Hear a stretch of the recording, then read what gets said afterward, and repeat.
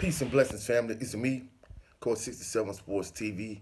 Shout out to the awesome and amazing LDBC, Lions Den basketball community. Before we go any further in the video, like the video, share the video, comment in the comment section, subscribe to the channel. Also, click the notification bell so you can be alerted anytime I post any new videos. This particular video is on Kyrie Irving. So, at this point, Kyrie Irving has requested a trade, and he no longer wants to be on the Brooklyn Nets team. And I just find it ironic that one of the first videos I saw once I found out this breaking news was Stephen A. Smith, and essentially, he called, Kyrie Irving to a certain degree. I'm just kind of paraphrasing and putting it in my own words. He called him foolish, for requesting the trade, so on and so forth. And I saw a couple other videos, and basically, people saying that, it was a stupid decision for Kyrie Irving to request a trade. And I'm thinking to myself, what world are we living in? So let's just kind of go back. Now, I know in the past, Kyrie Irving he said things, and I mean, it's clear and transparent that he's a free thinker. Now, I don't agree with everything he said, his theory of the earth potentially being flat, so on and so forth. I don't subscribe to those ideals and that ideology, so I don't agree with him on that. However, the entire situation about him being anti-Semitic. Now, he didn't even make a statement. He didn't say anything that was controversial. He just posted a link to a movie. Now, the owners of the company itself, of Amazon Prime, I mean, nobody really went at Jeff Bezos. Yet, Kyrie Irving just posted the link to the movie. So nobody's saying the people that own Amazon Prime, or Jeff Bezos or anyone like that, they're not saying those individuals are anti-Semitic, even though they're the individuals that's providing a platform for the movie to be what it is. But yet Kyrie Irving is anti-Semitic. So Joe Tsai, who's the owner of the Brooklyn Nets, evidently he's Jewish, and he made Kyrie Irving through a ridiculous amount of things. He made him jump through an infinite amount of hoops. And the ironic thing is, anytime it's someone of another race that's in this particular situation, they don't have to go through the shame and embarrassment that Kyrie Irving had to go through, from the standpoint of, they wanted him to do all kind of things. They wanted him to jump through all kind of hoops. And it was clearly a harsh double standard. They wanted to make an example out of him. They wanted to kill an ant with a sledgehammer in this particular instance. So he to do all these ridiculous things just to get back into the NBA and become a member of the Brooklyn Nets again. So, maybe a month or so ago, there were rumors that when the season was over, Kyrie Irving was going to re-sign with the Brooklyn Nets. And at that particular point in time, I'm thinking to myself, if he re-signs with the Nets, that's stupid. That would be the equivalent to being in a relationship with somebody mistreated you. They did things that they shouldn't have done, and basically it was no big deal. But yet, on the flip side of it, you did something you were supposed to do. You had to crawl on your knees, you had to beg, you had to grovel, and you do a ridiculous amount of things to get back in their good graces. So clearly, it's a double standard, and it's just the country we live in, because when everything came out with Jerry Jones, Jerry Jones didn't have to go to any insensitivity training. He didn't have to do all of these ridiculous things to get back into the NFL in terms of being an owner or whatever the case may be. It pretty much was water under the bridge, and it was business as usual. If anything, Stephen A. Smith, who is criticizing and ridiculing Kyrie Irving, if anything, he came to Jerry Jones' defense. So look at the double standard. I mean, it is ridiculous.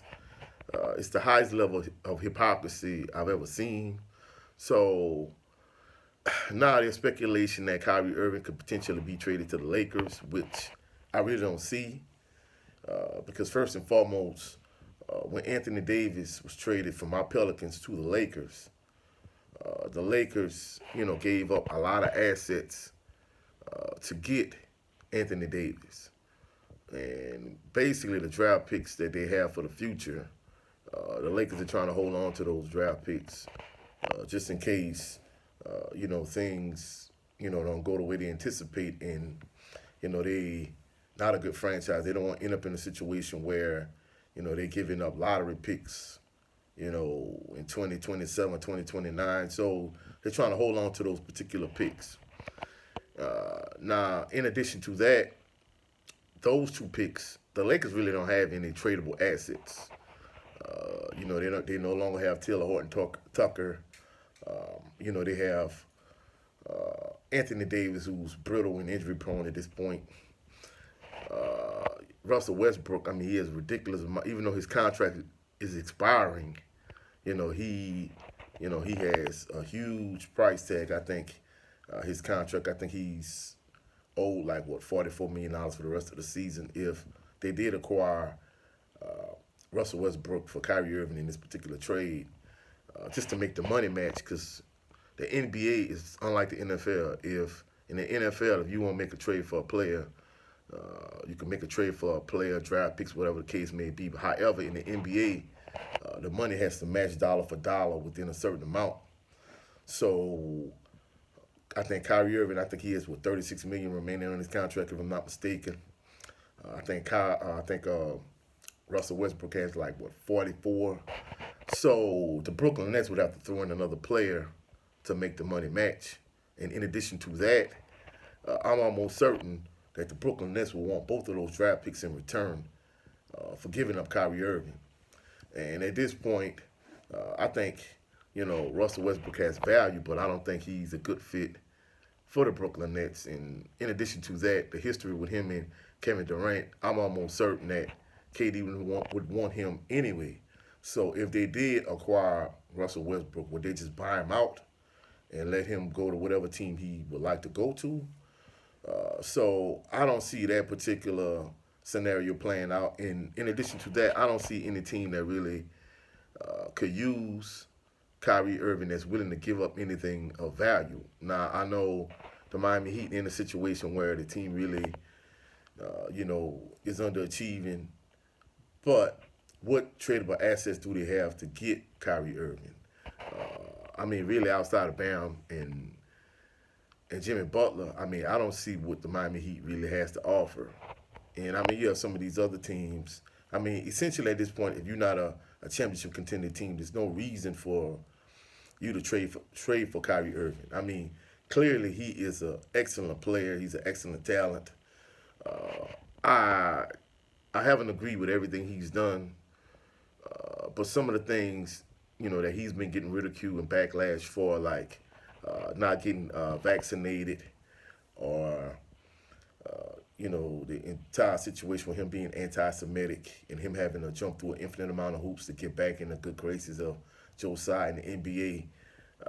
I disagree with other people's take on that particular situation. So I mean, he can be mercurial.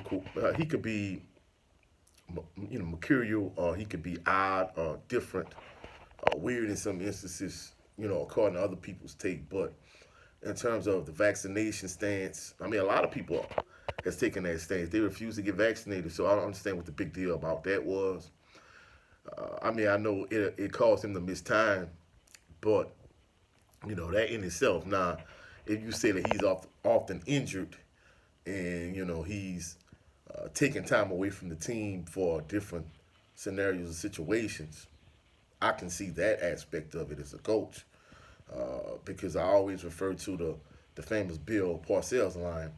The best ability is availability. So him, being healthy and being on the court, that's the biggest thing. But him having, his take on the vaccination stance, and in addition to that, him having to jump through an infinite amount of hoops just to get back into the NBA, I just disagree with that take. So Basically, if I'm the Nets, I mean, just try to make a trade for him because I mean, you rather him play well and play the rest of this contract out, the rest of this season, and then next year walk in free agency for nothing, or you rather trade him now and get something in return for him. So if anything, I feel like he's doing the Nets a favor by saying, "Hey, I could walk for nothing at the end of the season, or you can make a trade for me now and at least try to salvage some value, just get something in return, whether it's couple draft picks, even if it's second round picks or first round picks or whatever the case may be. I mean, I don't think a team would be willing to give up, any first round picks based on everything he's been through. But you can't blame Kyrie Irving for the stance he's taken. I mean, everyone is entitled to their own opinion. I mean, he's been getting a lot of backlash for the trade, demanding the trade request. But that's just my take on the situation. Again, it's me, Coach 67 Sports TV. Like the video, share the video, comment in the comment section, subscribe to the channel. I'll catch y'all on the rebound. Have a blessed, phenomenal evening. Peace and blessings.